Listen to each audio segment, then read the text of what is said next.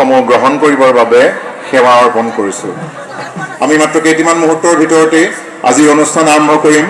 গতিকে সকলোৰে সহায় সহযোগিতা আন্তৰিকতাৰে কামনা কৰাৰ লগতে যিসকল আই মাতৃ এই প্ৰাংগণৰ বিভিন্ন স্থানত সিঁচৰিত হৈ আছে, সেই সকলো আই মাতৃকে আহি তেখেতসকলৰ বাবে নিৰ্দিষ্ট কৰি থোৱা আসনসমূহ গ্ৰহণ কৰিবৰ বাবে আমি সেৱা জনাইছোঁ।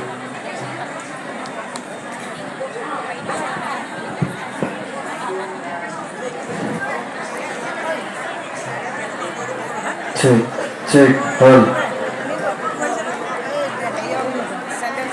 শ্ৰী আদৰ্শ সত্ৰৰ ৰূপালী জয়ন্তী বৰ্ষৰ বৰ্ষপূৰ্তি কাৰ্যসূচী হিচাপে যোৱা কালিৰে পৰা এই ৰংগক্ষেত্ৰত বিভিন্ন ধৰণৰ অনুষ্ঠানৰ আয়োজন কৰা হৈছে। যোৱাকালি মূল আসনভাগী প্ৰতিষ্ঠা কৰাৰ পিছত আজি পুৱা পতাকা উত্তোলন, শ্বহীদ তৰ্পণ, স্মৃতি তৰ্পণ আৰু নাম প্ৰসংগৰ অৱসানত এতিয়া আমি বহুদিনৰ পৰা পৰিকল্পনা কৰি অহা দিহানামৰ অনুষ্ঠানটিলৈ আগবাঢ়ি যাব বিচাৰিছোঁ। মই পুনৰবাৰ কৈছোঁ, যিসকল আই মাতৃ এই ৰংগক্ষেত্ৰৰ বিভিন্ন স্থানত উপগত হৈ আছে, সেই আই মাতৃসকলক আহি মূল মণ্ডপত তেওঁলোকৰ বাবে নিৰ্ধাৰিত কৰি থোৱা আসনসমূহ গ্ৰহণ কৰিবৰ বাবে আমি সেৱা নিবেদন কৰিছোঁ।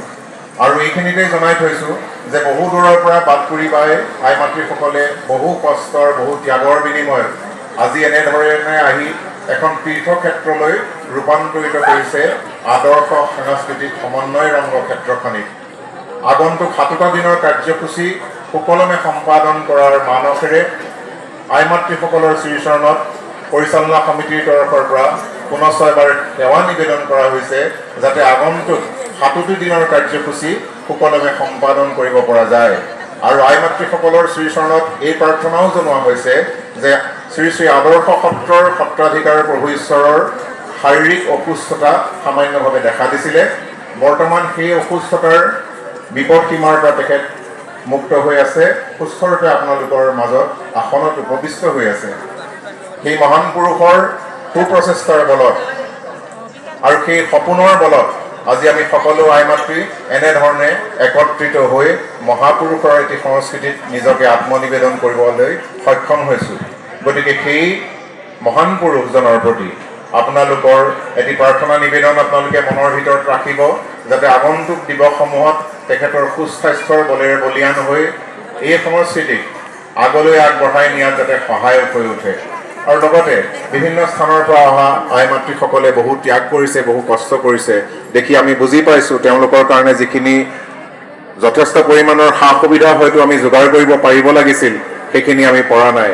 আৰু কিছুমান সময়ত আজি আমাক যোৱাকালি কিছুসকল আই মাতৃয়ে জাননী দিলে যে তেওঁলোকে বিভিন্ন ধৰণৰ যোগাযোগৰ বাবে তেওঁলোক আহিবলৈ অক্ষমতা প্ৰকাশ কৰিলে। আৰু অহা কাইলৈৰ পৰা খুব সম্ভৱ যিসকল বিদ্যা শিক্ষাৰ লগত জড়িত হৈ আছে সেইসকলৰ গুণোৎসৱৰ দৰে কাৰ্যসূচী আছে।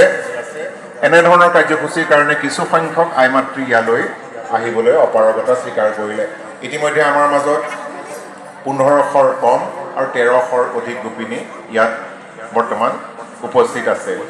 গতিকে সেই সমস্ত আই মাতৃক আমি সেৱা নিবেদন কৰিছোঁ আৰু কেইটিমান মুহূৰ্তৰ ভিতৰত আমি কাৰ্যসূচী আৰম্ভ কৰিম।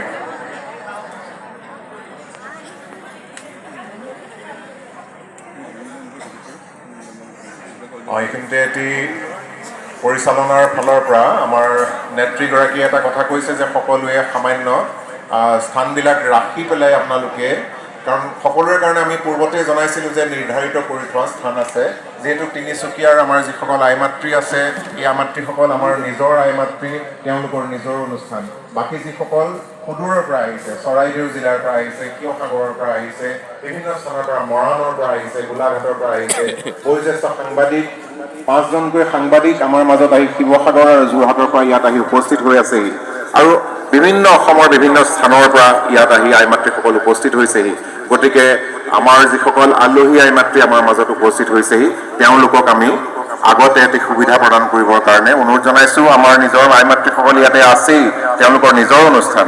গতিকে আমাৰ এইখিনিতে মই এই অনুষ্ঠানটি এনেধৰণে আগুৱাই লৈ যোৱাৰ ক্ষেত্ৰত সত্ৰাধিকাৰ প্ৰভু ঈশ্বৰৰ যি সপোন, এই সপোনৰ সাকাৰ ৰূপ দিয়া যিগৰাকী মহিলা, আই মাতৃ মহীয়সী মহিলা তেখেত